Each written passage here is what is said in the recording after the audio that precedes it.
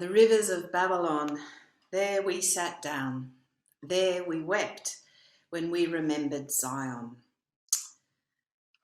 Well, Psalm 137, with its notoriously confronting ending, was almost certainly composed after the destruction of Jerusalem and the deportation of the people of Judah to Babylon in the year 586 before Christ.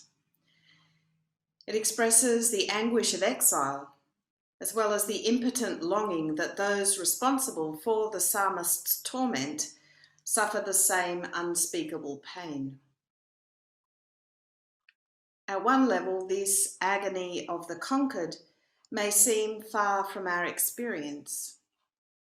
But in another way, it seems to me this psalm, composed in the context of exile, speaks deeply to our current situation. Because thanks to the pandemic, we too are living in a kind of exile, as life as we've known it slips away. Of course, unlike the Jewish exiles from the 6th century BCE, we've not been forced geographically from home. In fact, many of us are more confined to home than we've ever been. Even so, we find ourselves in a strange land. And many of us, many around us, are feeling profoundly dislocated and unsettled, bereft of a way of life. Like those ancient Jewish exiles, we don't know when or even if things will return to the way they were. Like them, we have to find a way of coming to terms with what has befallen us and what it could mean for our future. And like them, we are, I think, discovering the necessity of lament. The destruction of Jerusalem was a long time coming. The great powers of Egypt and Babylon had been vying for control of Judah for years, until at last Babylon defeated Egypt and invaded Jerusalem in the year 597, placing a puppet king on the Judean throne and deporting some of her leading citizens to Babylon. A second attack followed 10 years later, which devastated the city. The siege itself lasted nearly 2 years, and the trapped citizenry fought the Babylonian armies as well as famine.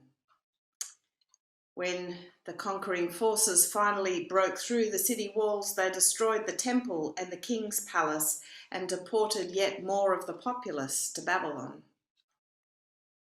There was a last attempt at rebellion, and this provoked a third and final invasion and the exile of still more people.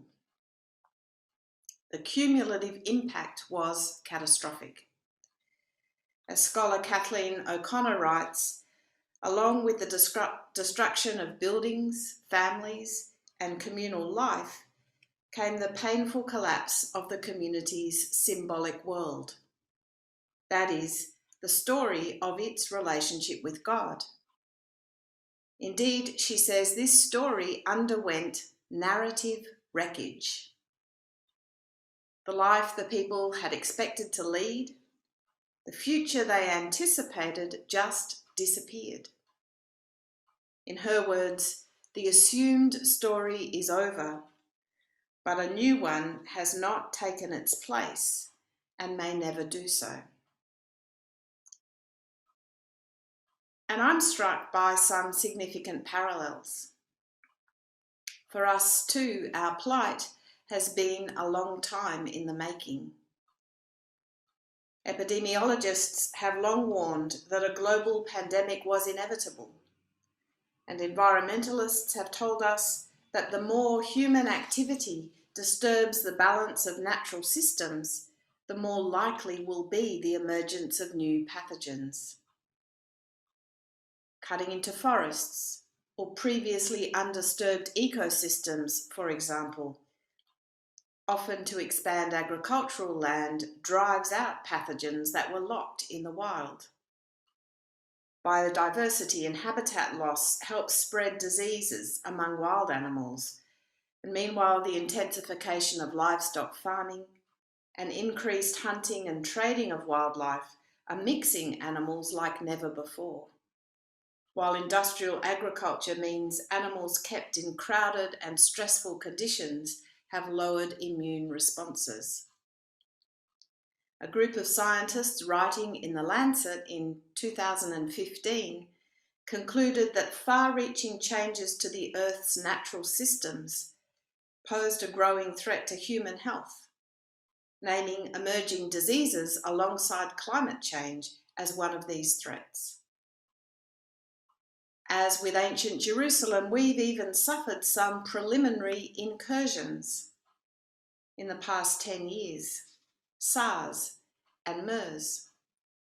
So we've known this was coming, and that in fact we're the ones provoking it, bringing it on ourselves. But it's different knowing it's coming, living with the pre-disaster skirmishes and the blow actually falling. And when it does, as happened for the people of Judah, not only do we suffer the direct impact of events, but a whole way of imagining life and our future comes into question. They thought that because God dwelt in the temple, it could never be overthrown. We thought that despite clear indications of ecological limits, we could keep enjoying the fruits of technological progress and ever-increasing affluence without there being consequences. They thought God would come to their aid and rescue them from their enemies. We thought that with targeted economic stimulus and a concerted search for a vaccine, we'd get through this blip and life would resume more or less as before. Well, that could still happen, but maybe it won't. And like those weeping by Babylon's streams, if it doesn't, we can't really begin to imagine what it will really mean. So how do we live in this time, in the midst of the crisis, where we have no perspective yet on its magnitude or duration or ultimate impact? I think part of what the Hebrew Psalms help us understand is the importance of simply naming our loss and bewilderment, of giving ourselves permission to lament. Some among us have suffered directly the impact of COVID-19 ourselves, the illness, or in members of our family. Some have had loved ones die, whether of COVID or other illnesses, during this time, with farewells and funerals curtailed by border closures and limits on public gathering. Some have had grandchildren born interstate or overseas and been unable to visit or support as they dreamed of. Many of us have parents, siblings, children or friends from whom we're cut off indefinitely. And where old age or illness is involved, we wonder, will I ever see her? Will I ever see him again? Some are feeling more isolated as the usual rhythm of activities is interrupted, while others are feeling their intimate relationships strained. Some struggle with mental health or with supporting the health of others as anxiety and depression are exacerbated. Some feel underoccupied and others are dangerously overstretched or daily at risk as they work in aged care facilities, schools, hospitals, and other essential services. And we miss touch, spontaneous gathering, giving and receiving hospitality, and just going out our front doors and doing stuff. We all live with a heightened sense of provisionality, what someone recently described to me as the exhaustion of uncertainty. What will the world be like in the aftermath? What kind of recovery is possible, including for the natural world? What can we hope for and look forward to right now?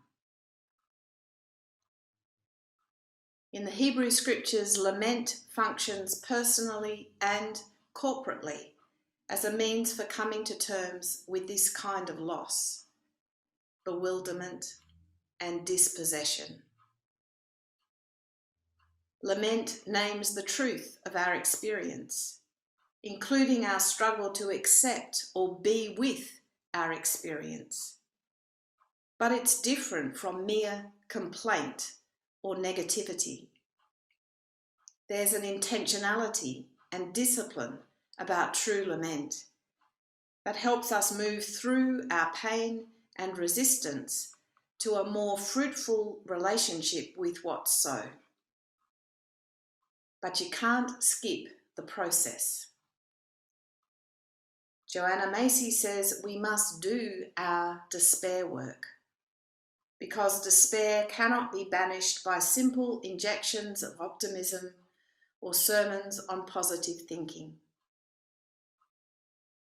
A practice of lament takes us into the truth of suffering, helps us name it with as much rawness and intensity as we need. Because if we can't acknowledge where and how we really are, then, in the beautiful words of the Book of Common Prayer, there is no health in us. The wisdom of our tradition teaches that grieving our losses, naming our fear, rage, sense of injustice or hopelessness, is necessary spiritual work. Without it, we get stuck. We cannot become available for what may be asked of us. I imagine that all of us are struggling with these times, with ourselves in these times, one way or another. So if you sense it may be helpful, perhaps you might set aside some time in a disciplined, intentional way for lamenting. I don't mean spending our time stewing, worrying, complaining inside our heads. Rather, I mean creating space each day or each week to pay attention to what you're feeling, to what's hard, what you miss, and how it's affecting you. Maybe you'd like to write it down, make a list, and then look again. What else is there to be named, felt, sat with? Maybe you'd like to write a poem, a psalm, to rage against God or life. Maybe sing or wail or cry. By the river of Babylon, there we sat. Oh, we wept when we recalled Zion.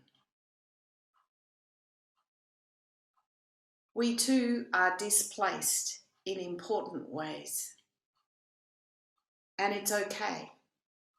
In fact, it might even be necessary that we too weep when we recall the life we've lost,